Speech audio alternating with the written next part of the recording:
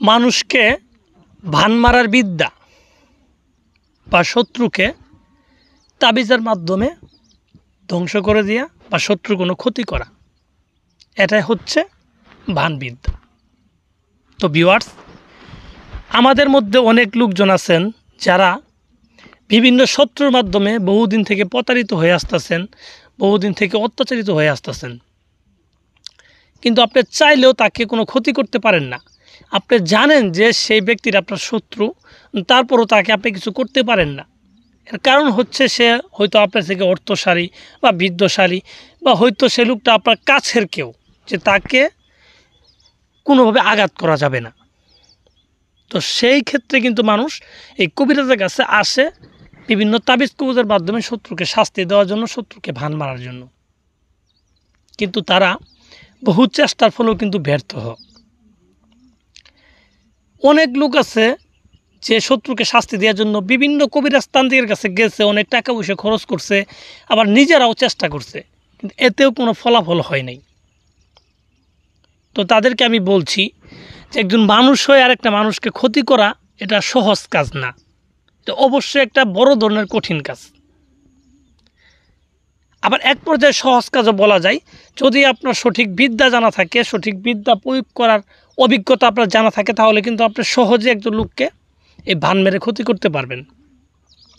তো ভিউয়ার্স, যারা এরকম সমস্যায় আছেন, শত্রুর মাধ্যমে অত্যাচারিত হয়ে আসতেছেন, তো তারা যদি চান যে শত্রুকে ক্ষতি আমি করব, তাহলে চাইলে কিন্তু আমার এই তাবিজটা আপনারা নিজেরাই প্রয়োগ করে আপনার শত্রুকে ক্ষতি করতে পারেন। এর জন্য আপনার প্রয়োজন পড়বে কি, সঠিক একটা নিয়ম। তাবিজ কবজ দুনিয়ার বুকে অভাব নাই, কিন্তু সঠিক নিয়মটাই হচ্ছে আসল বিষয়। তাবিজ কবজ যদি সঠিক নিয়ম অনুযায়ী না করতে পারেন, আপনি আজীবন তাবিজ কবজ করলে আপনার চুল পরিমাণ কোনো লাভ হবে না, আপনার কাজের কোনো রেজাল্ট পাবেন না। এর জন্য আমি বলবো, সর্বপ্রথম একটা তাবিজের যে সঠিক নিয়ম আছে, এই নিয়মগুলো আপনারা ফলো করবেন এবং এই নিয়ম অনুযায়ী আপনার তাবিজ কবজগুলো করবেন। তাহলে আপনারা খুব সহজেই কিন্তু আপনাদের কাজ হাসিল করতে পারবেন। তো আজকে আমি এরকমই একটা খুব পাওয়ারফুল একটা বান মারা তাবিজ নিয়ে আপনাদের মাঝে আলোচনা করতেছি, এবং এই তাবিজটার যে সঠিক নিয়ম আছে, এই নিয়মটা আপনাদের আমি শেয়ার করে দিব। তো আপনারা চাইলে কিন্তু নিজেরাই এই তাবিজটা করতে পারেন। যাদের কি আর অভিজ্ঞতা আছে আর কি, তারা খুব সহজে পারবেন। আর যারা একেবারে নতুন, তাদেরকে আরও একটু চেষ্টা করতে হবে, আরও কিছু একটু জানতে হবে। তো ভিউয়ার্স, আমি কথা বাড়াবো না।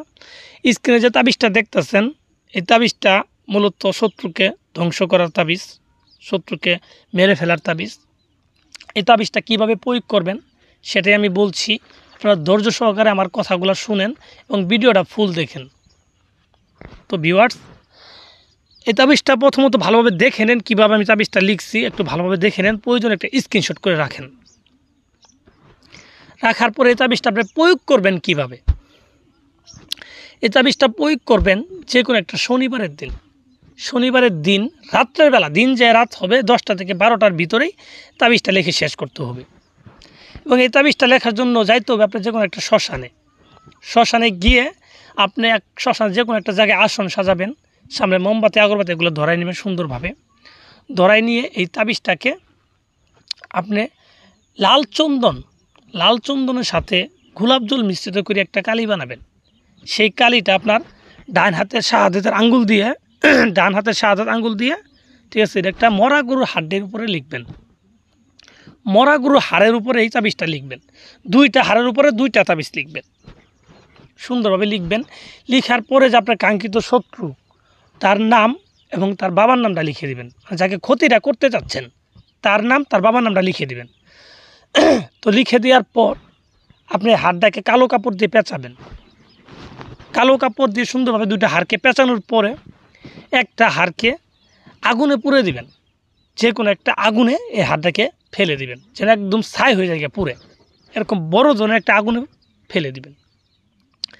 দেওয়ার পর আরেকটা হাড় যে থাকবে, সেই হাড়টাকে একটা নিম গাছের ডালে বেঁধে দিবেন। নিম গাছের ডালে সুন্দরভাবে বেঁধে দিবেন। এবার বেঁধে দেওয়ার পর 3টা দিন অপেক্ষা করবেন।